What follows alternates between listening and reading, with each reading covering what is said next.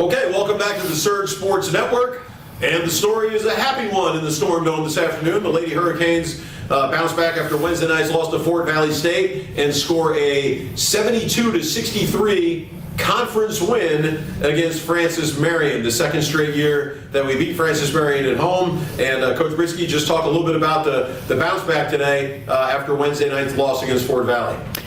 You know, as bad as the loss of Fort Valley was, I think that the girls kind of used it as motivation to kind of fix a few little things that, you know, were becoming big things as far as how they acted with each other, how they acted on the bench, and the effort that they gave. The other night, you know, 50-50 balls were all Fort Valley. Tonight, they were ours. They really, you know, hustled well. It was a team effort, and I'm very, very proud of the changes they made.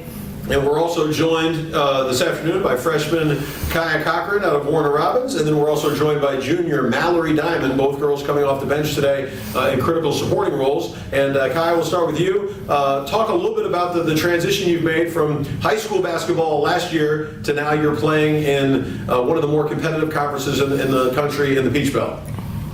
Well, when I came in, the biggest adjustment I had so far was the little things mattered, like make sure when you box out, you make sure you do this. You got to make contact. You can't just, you know, jump and try to get the rebound.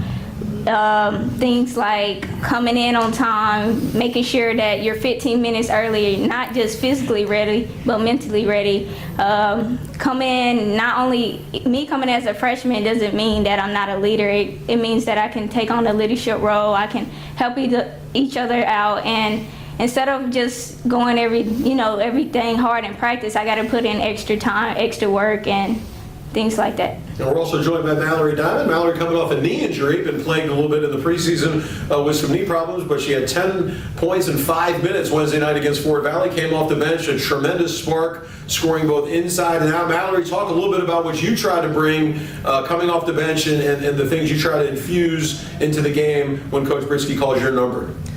I try to bring power. I try to keep the team together. Not only that, I try to help out with rebounding, help out with scoring. We working on leadership, so I'm getting there.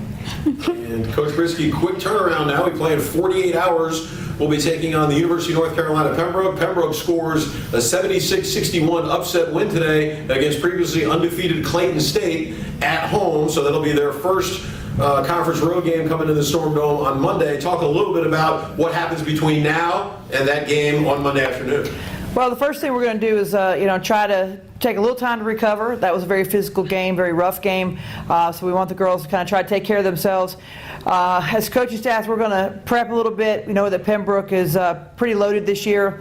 They've got, great point guard. They've got some great guards, and they're super well coached. So I think we got our hands full, but I think that the matchup is one that we can take care of. And again, being our home court, that's always an advantage.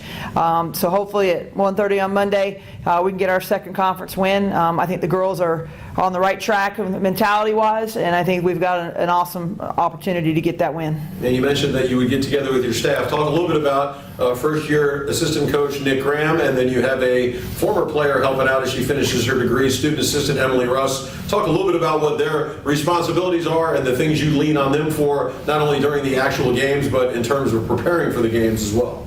Well, Coach Graham, is my full-time assistant. He's been great. He does everything I need to do and thinks about it before I do.